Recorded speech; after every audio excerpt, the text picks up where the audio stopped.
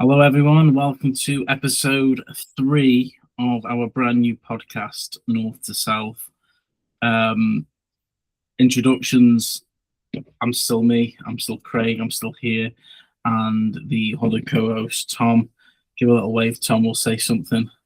Hello, everyone. I hope you've had a great week and enjoy watching a great weekend of FA Cup football. Exactly. And that's what I wanted. I wanted Tom to say it because this is a two-man thing and or two-person thing, if you're that way inclined. And we want to, we're going to go over the FA Cup this weekend. Very short episode today, and straight to the point. So let's start with a match we both went to watch. And the weekend on Saturday, can't get my words out today, on Saturday the 4th of April at 5:15. That was Chelsea versus my beloved Port Vale.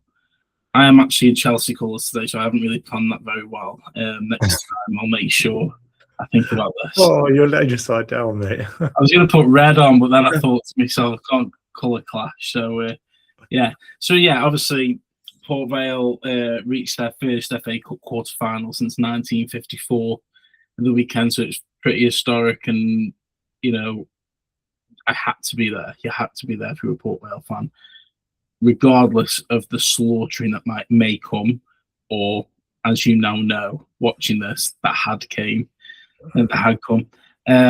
Obviously, Chelsea finally, exploded offensively to a very recent poor form. They put 7 past Port Vale. It was pretty brutal, and I don't think they even got out the first gear. So, as a Port Vale fan, just going off myself, simply reaching this stage was a huge achievement, and the whole day was absolutely amazing. It was fantastic. And it doesn't matter if we got beat 10-0. I'm glad we didn't. It wouldn't have put a damper on things because the crowd are absolutely fantastic. It was a fantastic day. And Tom, this isn't, you could actually say you're a bit of a shadow Port Vale admirer. You've been to quite a few games now with me. Some really poor games at Vale Park. Some great games watching some Premier League teams like Arsenal and Chelsea.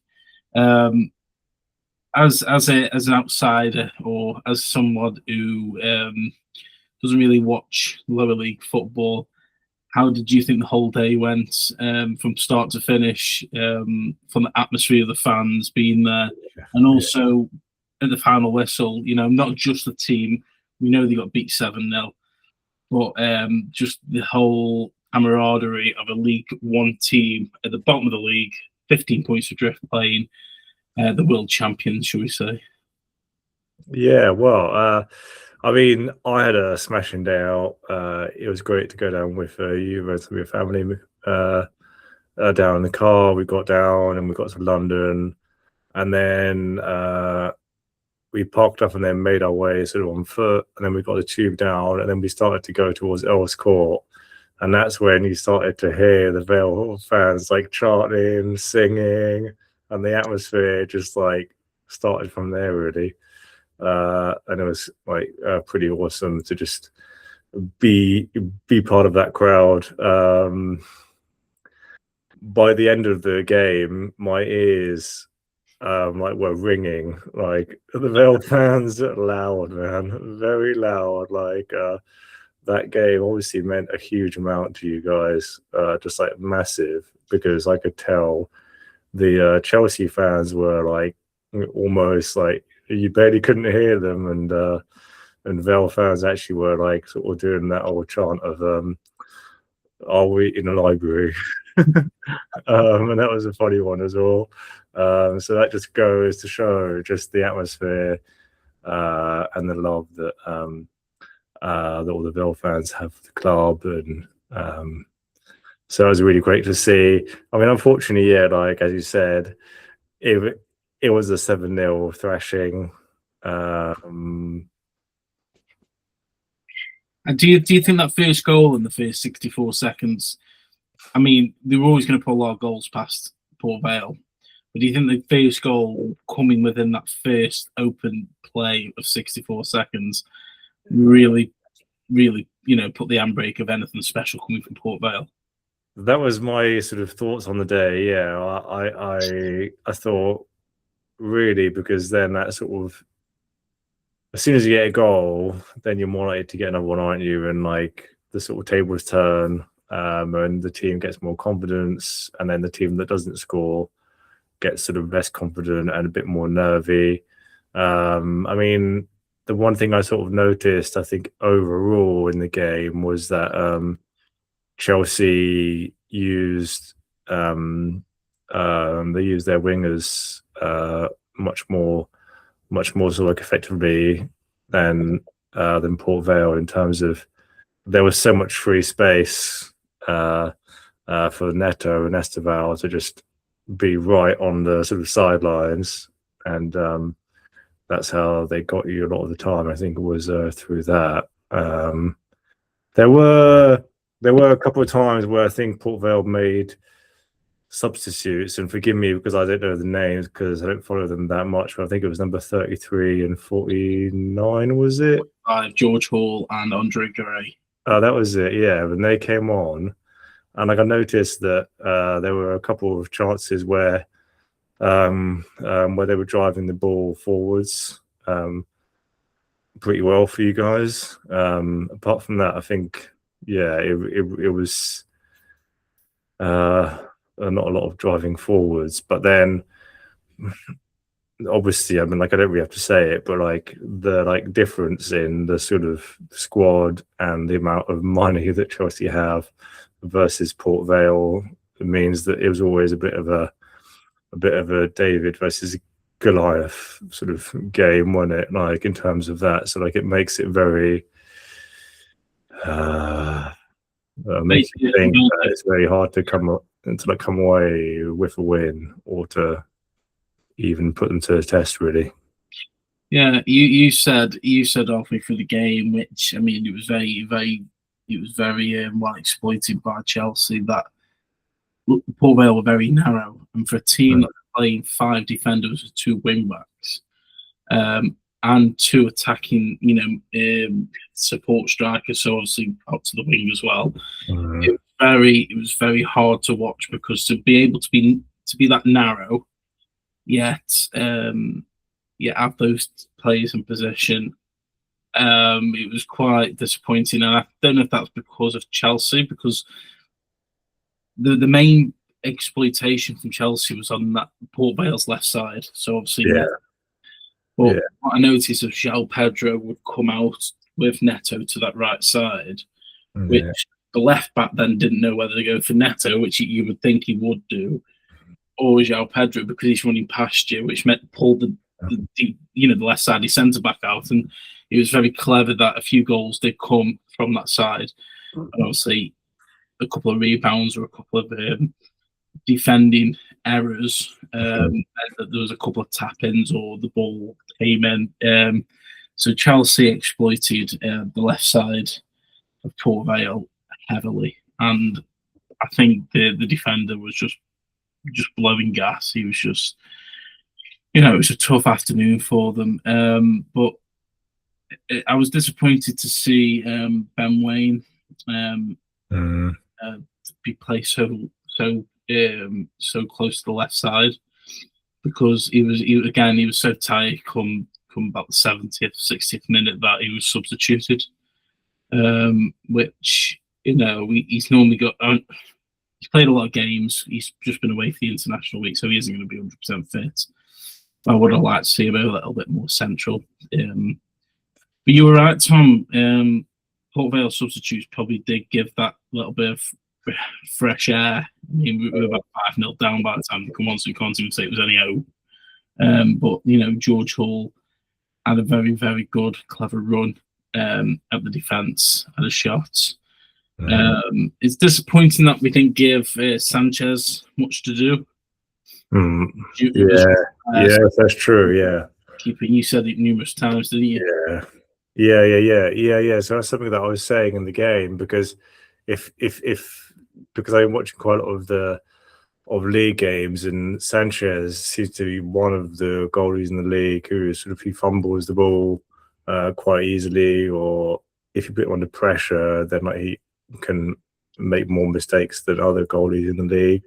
And so I was thinking that, especially on the corners that you had, or when they passed it back to him or to the defence, then there was only one, if that, sort of striker on him. And I felt that again, it like could be like a bit of too much of a big ask for sort of because of their structure and where they were.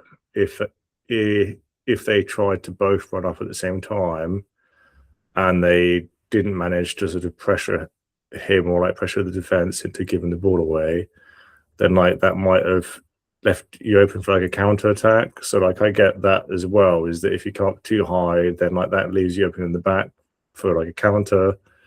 So I think that's why they probably didn't sort of try and press too high. But I think that would possibly be a place that you could have exploited. I think a known weakness in Chelsea's side. Yeah, totally true. And unfortunately for Port Vale, it was a hammering, and there wasn't really. The only positives was with that the team got there after, had a fantastic FA Cup run. It was a harsh scoreline because obviously you would, I'm not saying we were going to win the game, but going down there and being amongst the fans, you thought, every single one of those 6,000 fans turned up, and you thought if they could be the difference against Chelsea, it's as much of a Premier League team, you would say, where you kind of get used to that type of football, so it's very quiet. That's unfortunate. One more thing on this game, is that we were able to have a few interactions with Chelsea fans on the way down there. And one of the things that is very prominent, that even they didn't have much confidence, because they've got no confidence in this team at the moment, no confidence in the manager, and most of all, there's no confidence in the board. And I was just one or two. That was a few we spoke to on the way down, and it makes you wonder what the long-term plans are for Chelsea, really. I mean, what did you think about those interactions and how the fans have their feelings? Yeah. I mean, likewise to you, really. It was nice to speak to them, and because it was quite relevant to, I think, the last couple of pods that we've spoken about, and we spoke about sort of obviously Spurs' structure and Liverpool's structure of CEO and Man United, and like these clubs where the structure or the board, I mean, not so much Liverpool, I think definitely Spurs and Man United, and we included Chelsea in that as well, where there seems to be a bit of a disconnect or between the CEO and the manager and the sport director, and the way that it's all run is different to how it sort of used to be, where sort of the managers, they used to sort of dictate sort of everything that happened. So it was quite interesting to hear them say that, and also interesting to say that they didn't have much confidence in their squad, although they did sort of they mentioned about the fact that they would assume that because of the sort of cost of the players, that sort of they would get something sort of out of the game. Yeah. I say it was that when you listen to them speak that way about the club, I mean, I think the noise from within is a lot harsher than the noise from outside, because we know it's bad from outside as a neutral, as a team that isn't supportive of Chelsea. But when you actually listen to the fans, they really, really, really have no confidence in their club, not the team, but the club. And it's a very weird structure. It's hard to get consistency with that type of structure of buying young, developing and selling on. When you think about teams like Chelsea, you think of, in my era anyway, I know, but you got John Terry, Frank Lampard, even Petr Cech, who have been there for years, and you kind of build around those players and not, sell them on. But thankfully, we're not Chelsea fans, because that would sound like torture. Something else that I was just thinking that just went to my mind when we were on the tube. There actually were Chelsea fans that we were talking to as well, and one of them said that like a couple or three of them said, I think they said that they said that Liam Rossini, I think, is a yes man, and so like the way that they were saying that sort of they'll obviously anything that the board sort of ask him to do, basically he says yes. So like, in effect, I think they were saying that if you look back again, I look back to sort of Sir Alex Ferguson, and he definitely wasn't that sort of yes man, whereas he was the one who sort of made the decisions, whereas they were saying that it feels a bit like he doesn't have that sort of backbone. Yeah, and this is where football teams are evolving to the point where it's evolving too much, where you look at managers who had that kind of authority, and then you look at clubs now bringing head coaches and just to be that yes man. I mean, sporting directors run the club, or everyone having their own role within the team, and that's absolutely right. I mean, Enzo Maresca, I think he'd come in. He was he agreed to be that yes man. Then he realised how bad it was, and you kind of lose your morals as a manager, because I don't think he was doing that bad. And when we spoke to those fans on the tube, they said the same thing. He come in, he was very enthusiastic. As soon as he started to say, why are we doing it this way, or let's not do it this way, or let's keep, the story's going around where even the board is saying you've got to start playing this player as well, even though you're having a really good consistency in midfield. I mean, we've brought all these players so you can keep rotating, but as we all know over the years, that some of the greatest teams have won the league. You don't rotate a lot. You have a first team, and you only rotate between cup matches or injuries or match fitness. And I think that's why because I was shocked when Enzo Maresca left, or when the noise was coming around they would be leaving, because I thought he was doing a great job of what he had, really. You kept seeing Chelsea buying all these players, and you're thinking, well, how are they going to, So when he got sacked or mutually left, you're thinking what manager's going to come in, and then he had Liam Rossini, who's from Strasbourg, who their owners also own Chelsea, so it was a no-brainer why it was basically, as you said, a yes man, and he's a very bizarre character, to say the least, and it's interesting to see where Chelsea go with them, because against Port Vale, 7-0 looks amazing, but let's not forget they lost 3-0 to Everton the week before, the match day before, so so let's move on to one of the biggest ties of the round, which ended in a dominant win for Manchester City, 4-0 against Liverpool. When you're looking at Port Vale versus Chelsea, and he's 7-0, and then you look at Manchester City versus Liverpool, and he's 4-0. Yeah, Liverpool. This was Liverpool's really only chance of winning some silverware when you think about the rounds they've got to go to, because obviously the Champions League I can't see them winning the Champions League. So to lose 4-0 I think it's really, really bad. I don't think it's been spoken about as much as it should be.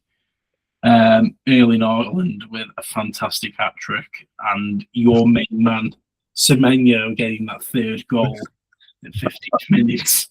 So we saw Virgil van Dijk foul on O'Reilly, which led to the opening penalty. And then Liverpool just struggled and just conceded and collapsed defensively. I mean, even Mo Salah, who you thought would get goal, even going on with him leaving, also missed. So from start to finish, Liverpool are just being, I think they just want to be swallowed up into a big black hole and the season be finished with.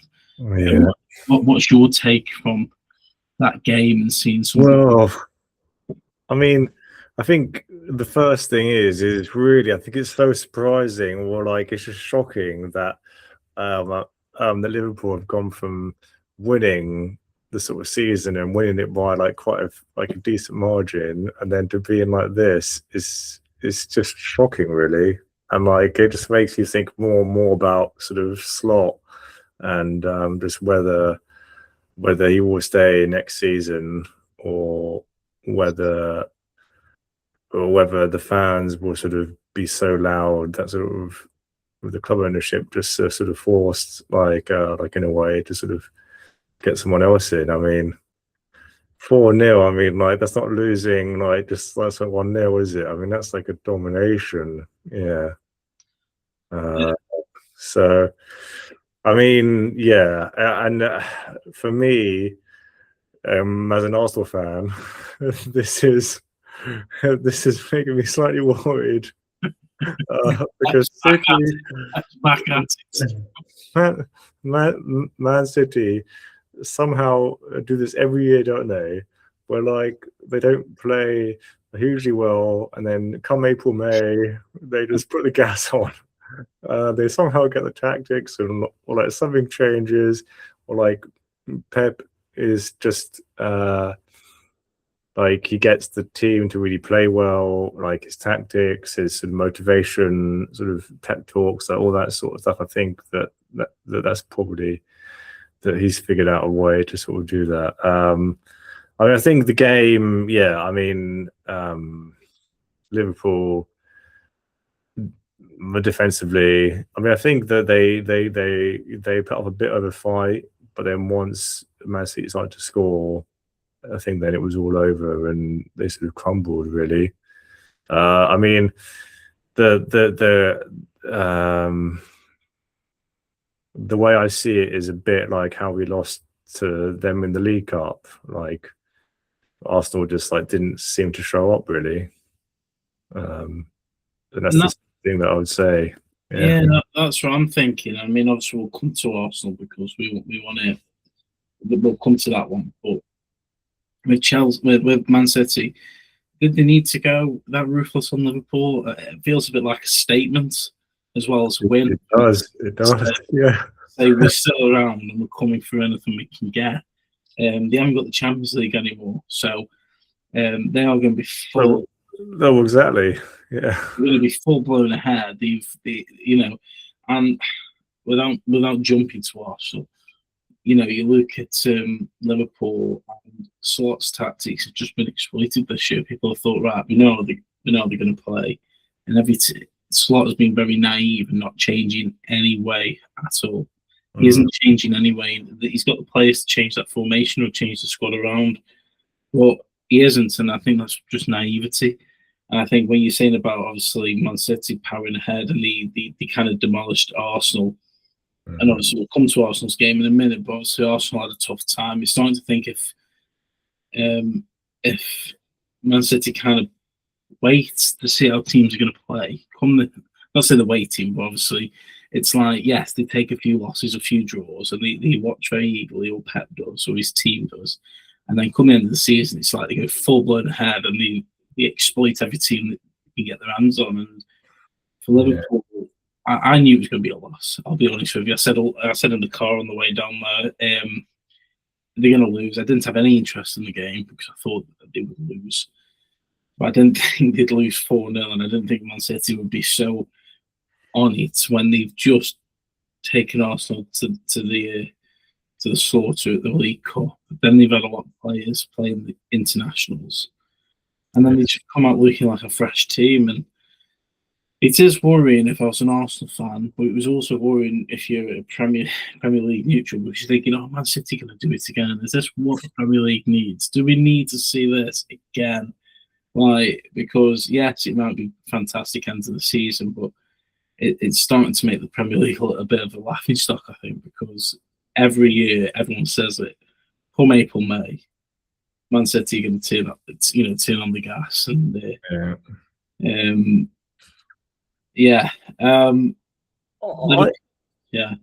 I was thinking though, like I know that I just heard you say that you don't think that Liverpool got much chance in the Champions League, and I was thinking because I've a lot of sort of fans and pundits are sort of, I've listened to like other podcasts and that sort of stuff, and quite a few of them are saying that sort of like because of your history in the Champions League that that's all they never know, and they think that might sort of be a chance for you to go and try and get something this year. But this Liverpool team is so poor. Yeah. Like normally you would have a glimpse. So normally you have a glimpse of some progression or some consistency, even if it's 2 or 3 games. But Liverpool are literally winning a game and losing a game by a margin, and then they might draw a game and then lose a game, but then thrash the next. You know what I mean? So there's no consistency, and you can't do that in the Champions League.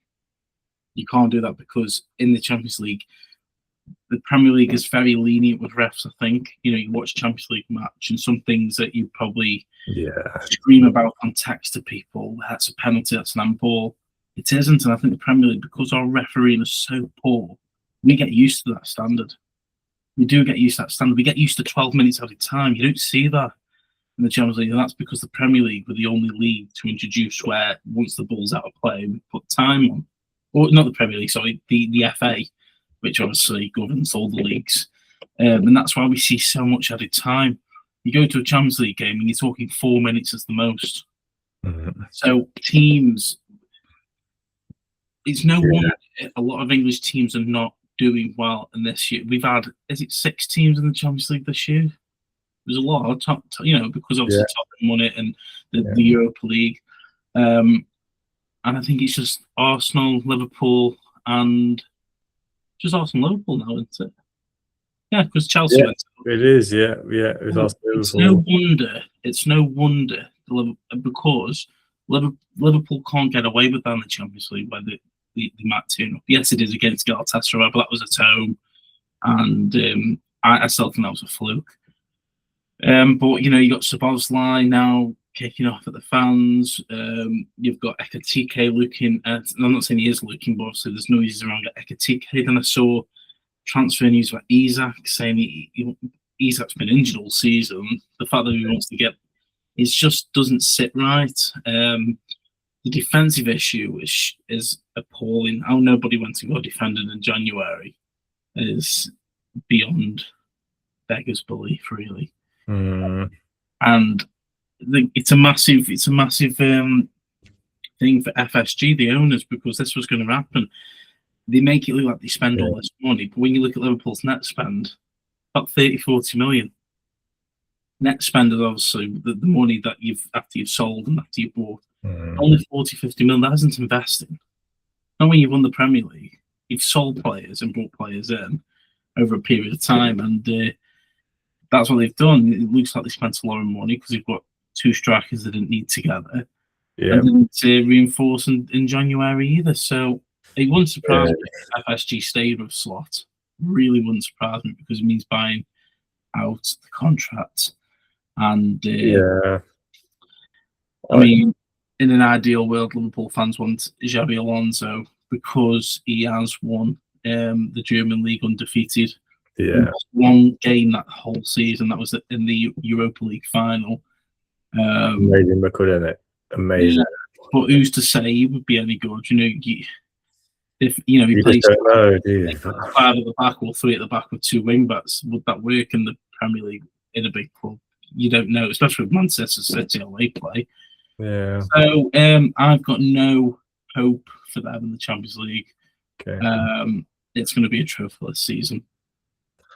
Looking back, though, when we had the other pod and we were speaking about it, and we always spoke about that Isak situation, Isak and Ekitike, and back then I said that I thought it was silly that they went for Isak after they got Ekitike, and that's clearly sort of like what's gone on to bite them in the backside in the end, because I suppose they paid such a huge amount of money for him that I think that's meant that they haven't had the money to sort of try and get a Gahey or like something like that in the January transfer window. And Man City, I mean, they poached him from you, didn't they? Because they had the money to spend. I mean, that's a whole other thing that, like, we won't go into this sort of pod, but like the way that there's quite a lot about the fact that they've actually cheated and they've spent and they've been able to buy players which they shouldn't have. But like we won't go into that now because that will go on for far too long. Yeah, the final thing for this Liverpool Man City game is when you look at both teams, Liverpool, it comes down to the owners, what the owners really want. As we spoke to those Chelsea fans at the weekend, their owners are American, and that's what they do. They buy players, sell them on, and FSG are American. Yes, he did a fantastic buying Liverpool out, so they've been going to administration all those years ago. But their model, I wouldn't say it's very similar because it's not as ridiculous as Chelsea's, but it's about net spend. They will not invest in the team. Yes, it looks amazing, from an outside at 125 million for Isaac, 70 odd million. But when you look at net spend, 35 million, I think it is. That is like thousands of investments. And the way financial fair play works in the footballing world is you can spend as much as you bring in. So if that's just transfers, Liverpool's a massive worldwide global team where commercial revenue, TV revenue would bring you in a lot more than that. But obviously that's been back-pocketed, I'm afraid. So yeah, disastrous for Liverpool, fantastic for Man City, amazing for Haaland, one of the greatest players we're surely going to see in the league. But for years to come, excuse me, that was really disgusting. So, quickly, I'm going to mention the other game before we finish on Arsenal. There's no disrespect to the other game, but just because that actually was a stunning game. I mean, like that was end-to-end stuff. That was West Ham versus Leeds. And that was an end-to-end game. Yeah, so just quickly, West Ham, Leeds was 2-2, and then Leeds won 4-2 on penalties. I agree. I thought West Ham would have it by watching it, but Leeds were fantastic as well. It was end-to-end, and the fact that West Ham got 2 goals before the finish time. Funny enough, 96 minutes, that whole added time coming into play. England, but West Ham scored 2 stoppage time goals to force extra time. It was one of the most chaotic finishes of the season, FA Cup drama. And just quickly, Tom, what did you make? Not only the game, but obviously Leeds pinning it at the end. I mean, could you say either team deserved to go through?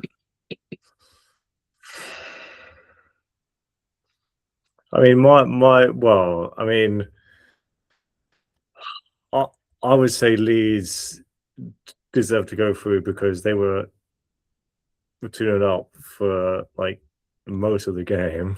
Yeah, I think they deserve it because like in normal time, they were 2-0 up, and they, like it was only in extra time that West Ham actually came back and scored 2. I mean, and that's what made me think West Ham were going to do it. That's what I think. West Ham win all over.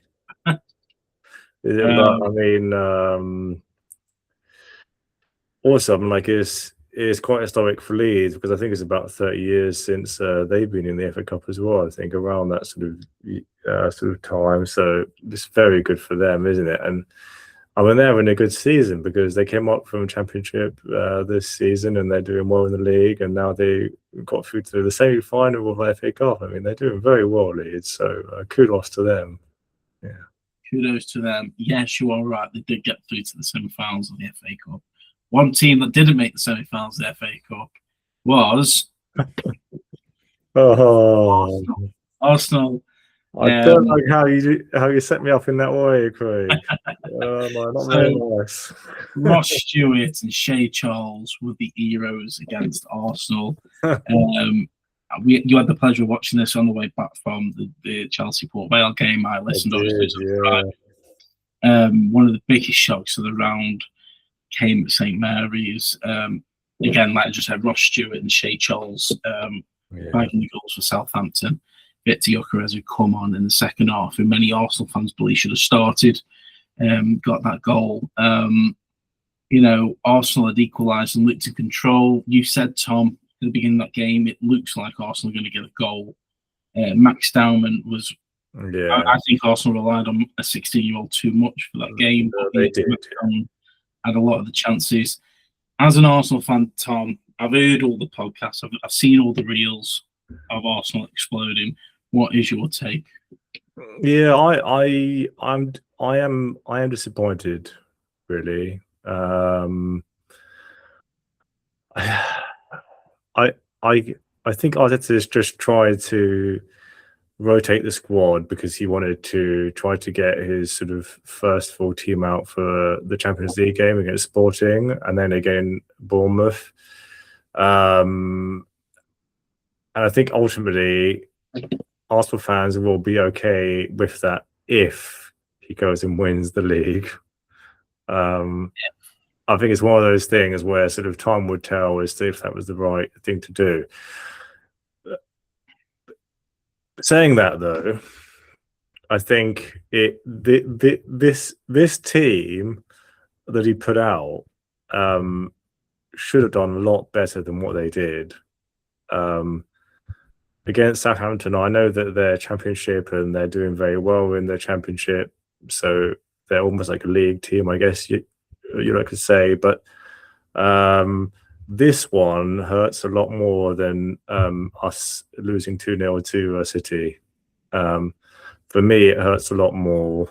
And I think it's worse for Arsenal in the long run as well because of that confidence and that sort of and that momentum, that sort of a win gives you that.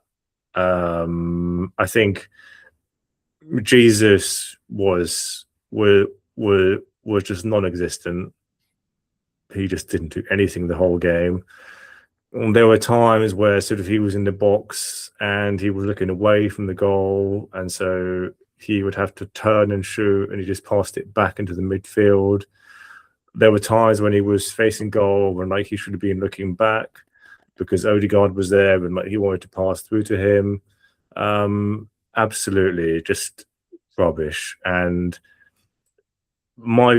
again, I understand why Arteta didn't start Gyökeres because he wanted to rest him a bit for Sporting and for the other games. I mean, I think that has cost us ultimately, potentially the win, but who knows sort of what would happened. It was Odegaard's first game back from a while being injured, so he clearly wasn't fit to play. Like he was laggy, looked tired and not up to speed. Likewise to you, I think Dowman. I think that he was our sort of star player from the beginning to the end.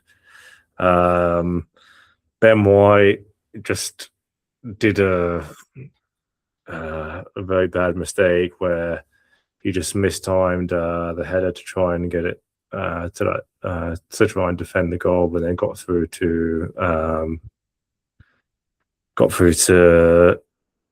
Cienzi, I think it was, or Stewart, who like got the ball and then scored pretty easily. Whilst I'm disappointed, I think we stood in two competitions, Champions League, the league. How things change. But I do think, yeah, but I mean that's the biggest thing, is that I think winning is huge, not only for the current game but for the following games, and so you do start to get worried, especially when it was 2 cups that we're out of in like just a week or 2 weeks, you know. But we'll see how they go on Tuesday, tomorrow night, against Sporting, and go from there. I mean, I think there was this other sort of slight controversy that I think Arteta, there were quite a few sort of key sort of injuries. So Eze, Saka, who were both down as sort of doubtful, Rice doubtful as well. And I think that they probably weren't necessarily injured, but Arteta has sort of tried to manage their time. And so he didn't actually want them to play, I think, yesterday. And so he sort of saved them for Sporting and then Bournemouth to try and sort of be as fit as possible for those games. Again, I think time will tell as to if that was a good decision or not. It just seems so strange how just all these key players were just doubtful on the sort of list, and I thought, Yeah.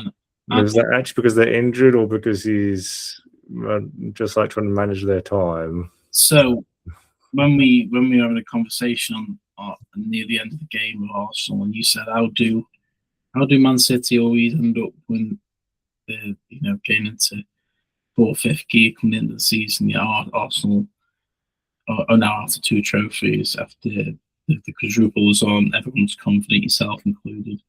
And I think we come to I agreed with what I said. I agree with myself essentially. Is it comes down to experience and the fact that I was watching, as we all know, the Arsenal podcast that we hear about, and I didn't realise it until it wasn't just them who were saying it to yourself and everyone else. It was very much like, well, Gyökeres was doubtful. Yeah, they could have come on at 68 minutes. Normally, if a player was that unfit, they were taught near the end of 75. And it is, and they're all saying the same thing. It was naivety. It was kind of showing Southampton too much respect. Sorry, not showing Southampton enough respect. Sorry, got my words mixed up then. And it cost them because, like you said, all these players are all of a sudden doubtful, and you have a Champions League game coming up in Bournemouth, which should be a difficult game. I think it was naivety, and I think it was no respect shown Southampton, and they were fantastic. Oh yeah, they are unbeaten currently. I don't know how many games are unbeaten, but for a Championship club to have that much confidence against Arsenal, I mean, full well they can counter attack. And they handled Arsenal set pieces very well as well. Giving nothing away Southampton, that was amazing. But I agree. I think to see that many players doubtful and Bauman being your best player, that shouldn't happen. Not when the season Arsenal have had, where they've been so consistent, being at the top of the league and consistent in the cups. And that's what I was going back to about Arne Slot. Arne Slot's tactics were figured out this season very, very quickly, and teams have been able to play against it. You look at Arsenal against Southampton and against Man City. I'll be honest, when Arsenal played Man City in the League Cup final, I did not expect Man City to win. Arsenal have kept Man City at bay. But it's that thing of Arsenal, that dominance at their set pieces at this stage of the season like they were at the beginning. I think not. And I think... I don't know the guy's name from that podcast, but he said the same thing. We've got to find a plan B because currently all the teams now know how to deal with plan A, which is throw-ins. And he said you cannot rely on corners and throw-ins come this end of the season when you're this close to winning silverware. That's what I was trying to say about Arne Slot and Arteta. I'm not saying Arteta's nowhere near the mess Liverpool are in. But it just makes you wonder, like, you would expect Arsenal beat Southampton. And is that showing? Is that way of playing being exploited a little bit? And time will tell. They might destroy Sporting and they might increase their lead against Bournemouth. Yeah, I mean, I can't see Arsenal losing the league now. No, really can't. That's the thing the fans have got. At least that's the one you need to win. Is the Premier League. Well, this is where my mind you sort of start trying to. I start trying to think about. Okay, so how is Arteta actually thinking about his games and how he manages the games? And I do wonder. I mean, against City, I think he put out a good squad, and so. I think he did want to try to win that game, but then Pep and his genius and Man City players just sort of took over. I think that's where ultimately Arteta's management style is at times not as good as Pep's, because I think Pep allows or actually likes his players to sort of try and be creative. Whereas I think we've heard this time and time again that most Arsenal fans, I think that Arteta actually at times tries to restrict that the creativity, or just because he focuses so much on set pieces and free kicks and corners that you get the feeling like the players almost they don't trust themselves to have that creative play and drive forward. But Downman's one of the ones who does, because I think he hasn't been in the squad sort of long enough to sort of, and like he's still young and got that youthful energy. And I don't know if that is affecting them as well. The fact that they're trying to play to his tactics a bit too much. They're not sort of necessarily thinking for themselves on the pitch and just doing what flows naturally. I think sometimes they sort of pause too much and they think, so what have we been told to do? And not just have that instinct and go for it, Yeah, I agree. And I think that's sort of like in play as well. Well, what I will say, and I can't see Arsenal losing the league title. So that's one thing for the fans. It's one thing for the Premier League as well to have a new team win it and not stopping Manchester City's dominance, regardless of how many Liverpool and Chelsea have won in between that. Man City needs stopping, or it's going to get very boring for years to come. So let's move on. Obviously, just quickly, I think Man City got Southampton in the next round of the semi-finals. And Chelsea have Leeds. If I'm wrong, but I think that's right. Yes, that is right.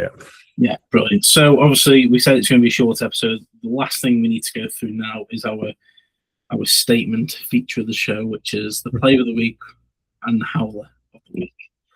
Tom, do you want me to go first? Do you want to go first? Do you know yours? Me go first. Okay, great. I haven't thought about this.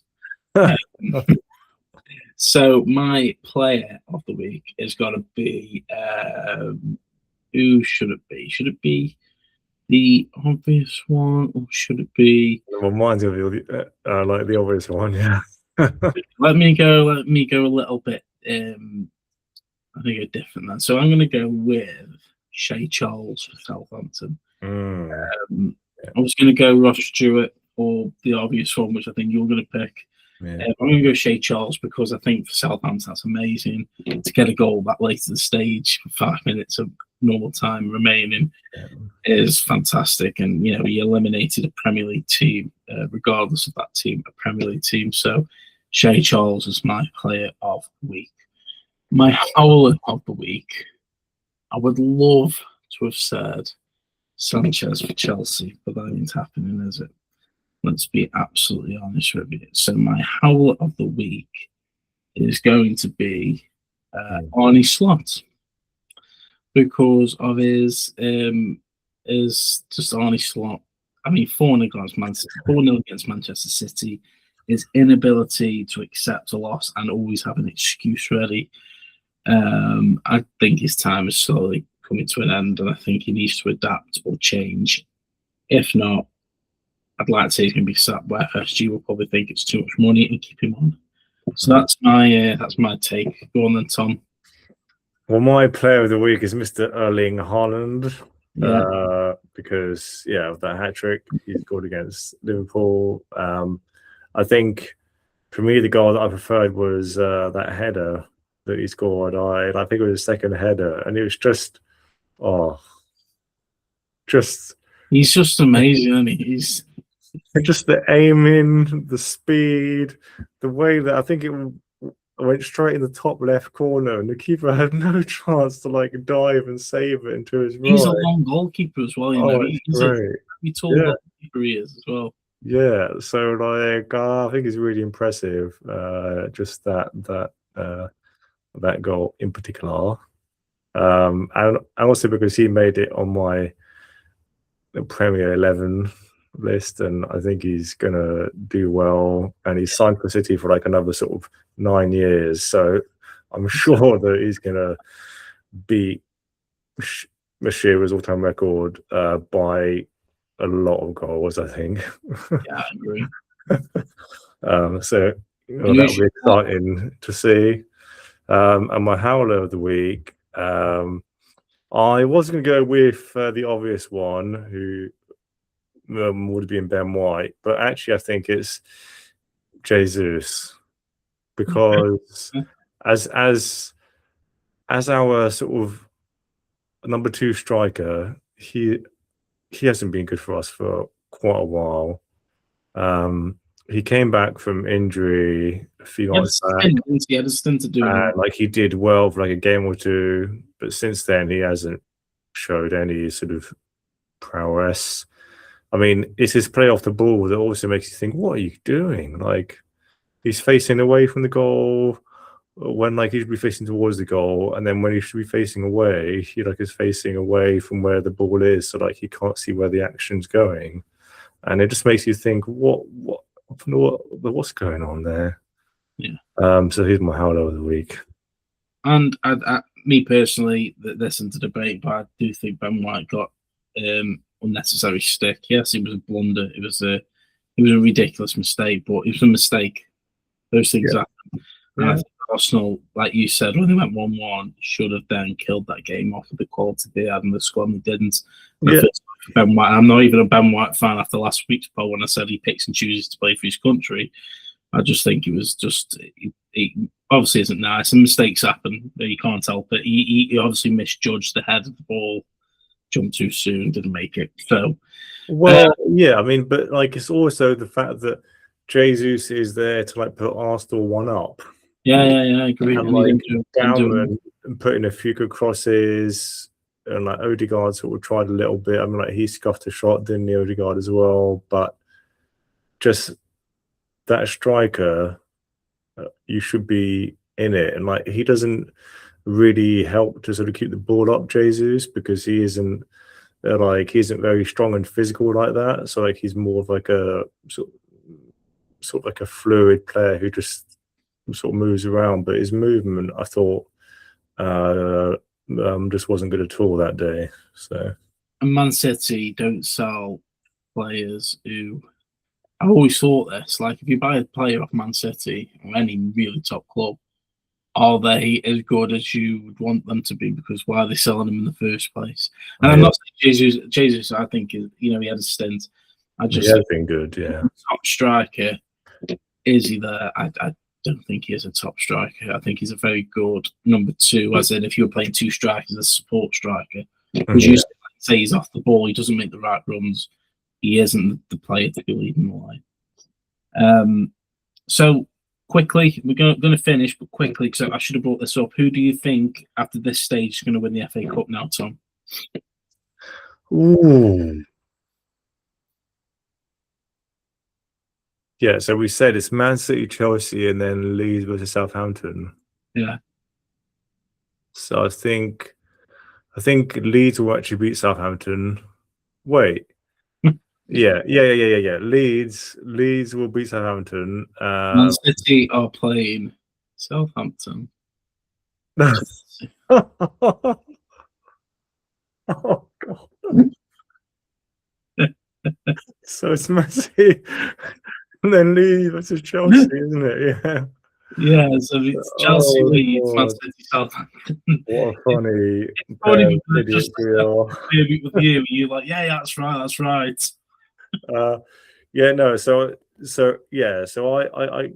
I think Leeds will beat Chelsea. I've got a feeling like they will beat Chelsea because I've been more. I've just got a feeling about Leeds being sort of just more up for it. They are a really good team as well, and then I think unfortunately I don't see Southampton beating City, especially how City have sort of just put the gas on now for like the rest of the season. And then the final, I mean, you've got to go with the safe bet, City, isn't it? Yeah, I'd love Southampton to win it, but I think Chelsea. I think it'll be a City Leeds final, and I think Man City will obviously. Yeah, but I do think that in the final, Leeds will give them a very good game. I mean, like if Leeds do go through, then I think it'd be very tight, or like go through to extra time. Yeah. Either way, we hope it'll be be a good match. So that's where we're going to leave it. Tom, have you got any parting words before we finish? Well, it's been good to chat with you, Craig, and I hope our listeners have found that interesting, fun, and entertaining. And I hope you all have a good week.